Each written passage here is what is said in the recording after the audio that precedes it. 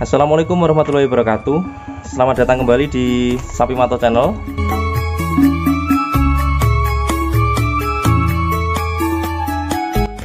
Baik dulur-dulur semua, dan sebelumnya saya ucapkan banyak-banyak terima kasih buat dulur-dulur yang sudah subscribe channel ini. Semoga aja kedepannya channel ini bisa lebih bermanfaat dan berkembang lagi. Dan buat yang belum subscribe, silahkan tekan tombol subscribe-nya dan jangan lupa nyalakan tombol loncengnya ya, biar dulur-dulur semua tidak ketinggalan dengan update berita terbaru dari Sapi Mato Channel.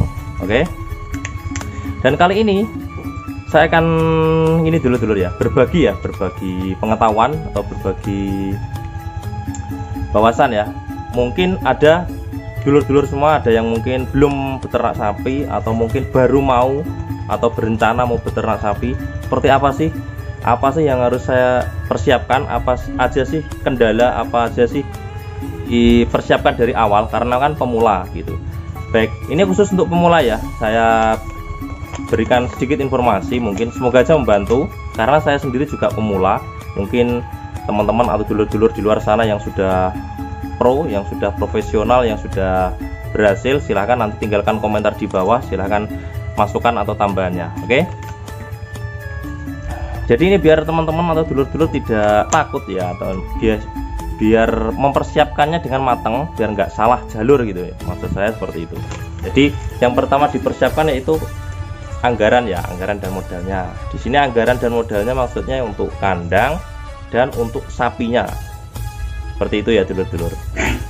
Dan yang kedua yaitu harus menentukan sistem dulu. Nah, sistem di sini yang dimaksud seperti apa? Jadi dulur-dulur mau beternak sapinya ini mau sistem breeding. Nah, sistem breeding itu peranakan, menghasilkan anak ya, menghasilkan anak. Berarti kan sistem breeding ini kan berarti dulur-dulur ternaknya sapi yang betina. Jadi kan nanti yang dihasilkan itu anak, jadi anaknya jadi bertambah gitu loh, bertambah jadi dari anakan sapi tersebut. Dan yang kedua yaitu fattening. Fattening itu adalah penggemukan. Jadi dulur-dulur berusaha semaksimal mungkin untuk menggemukkan sapi itu. Nah, dan untuk fattening rata-rata jantan kan gitu.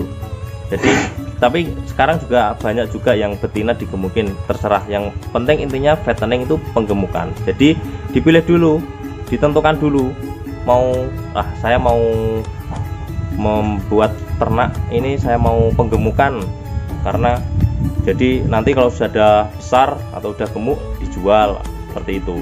Atau mungkin breeding, sistem peranakan, jadi nanti belinya betina, nanti anaknya yang dijual, jadi menghasilkan anak. Ataupun kalaupun nggak dijual nanti biar tambah banyak dan sebagainya. Ininya seperti itu ya. Jadi ditentukan dulu ya dulur-dulur, terus itu menentukan fattening atau breeding.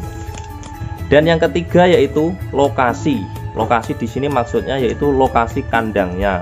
Jadi dulur-dulur mau membuat kandangnya itu di dekat rumah, atau mungkin nggak dekat rumah, mungkin di dekat kebun atau di dekat sawah atau ladang atau dan sebagainya, kan seperti itu. Kalau di dekat rumah mungkin harus ngarit dan sebagainya, kan nanti dibawa pulang, dan mungkin kotoran dan sebagainya itu kan lumayan bau kan gitu. Untuk membuang kotorannya kan lumayan cukup susah, itu harus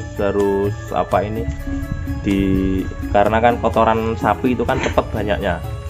Atau di luar kandang, jauh dari rumah mungkin punya lahan di dekat ladang atau sawah atau kebun, itu bisa membuat kandangnya di tempat tersebut. Karena sekarang juga banyak untuk membuat kandang rata-rata di jauh dari rumah, karena dari sisi mungkin kotoran, kebersihan dan sebagainya kan lebih nggak jauh dari rumah kan gitu. Dan namun dari sisi keamanan dan sebagainya harus dipikirkan juga kalau jauh dari rumah.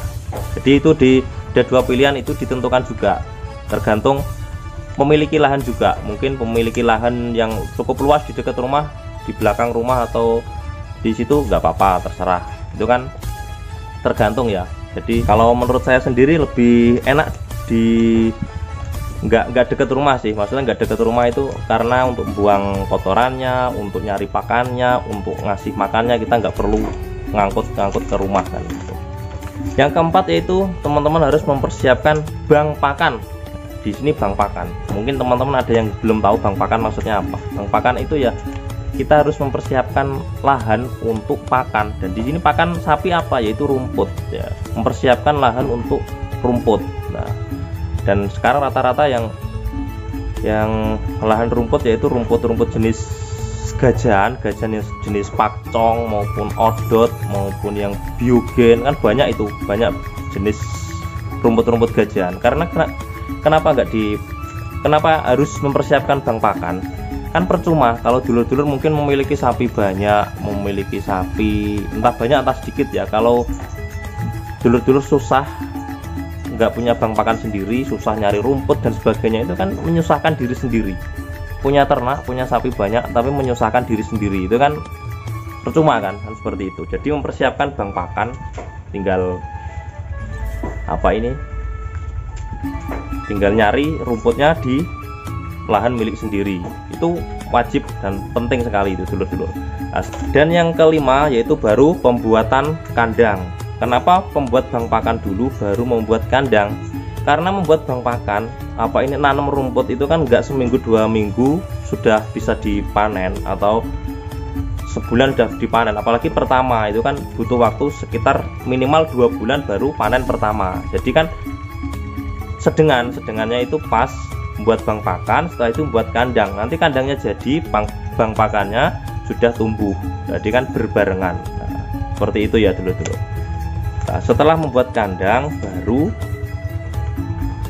yang terakhir yaitu memilih bibit sapi ya. Memilih bibit sapi di sini tergantung tadi pilihannya, mau breeding atau mau fattening. Kalau mau breeding berarti harus memilih bibit sapi yang betina kan gitu, betina yang indukan betina.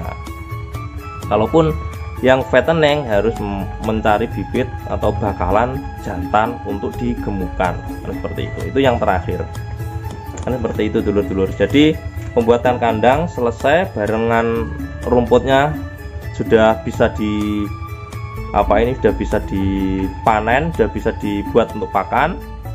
Sedangkan pas sudah memilih tinggal ngisi kandang, rumput sudah selesai. Jadi itu jangan sampai salah dulur-dulur, jangan sampai keliru lah.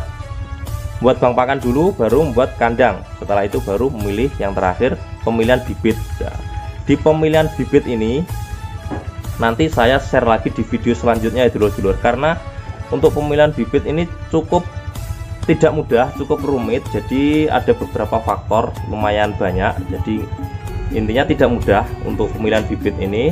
Silakan dulur-dulur ikuti terus channel ini, nanti di next video saya akan memberikan tips buat dulur-dulur untuk memilih bibit, baik itu memilih bibit yang untuk penggemukan fattening maupun memilih bibit yang untuk breeding, yaitu di sini betina ya, breeding itu. Baik nanti mau breedingnya itu mau milih bibit breedingnya ini yang indukan maupun yang doro atau bakalan yang betina kan seperti itu. Oke, cukup sekian ya untuk tips bagi peternak sapi pemula yang mau memulai usaha peternak sapi. Semoga aja sedikit membantu dan bermanfaat buat dulur-dulur semua. Terima kasih. Yang belum subscribe silahkan tekan tombol subscribe-nya dan jangan lupa nyalakan tombol loncengnya. Terima kasih. Wassalamualaikum warahmatullahi wabarakatuh.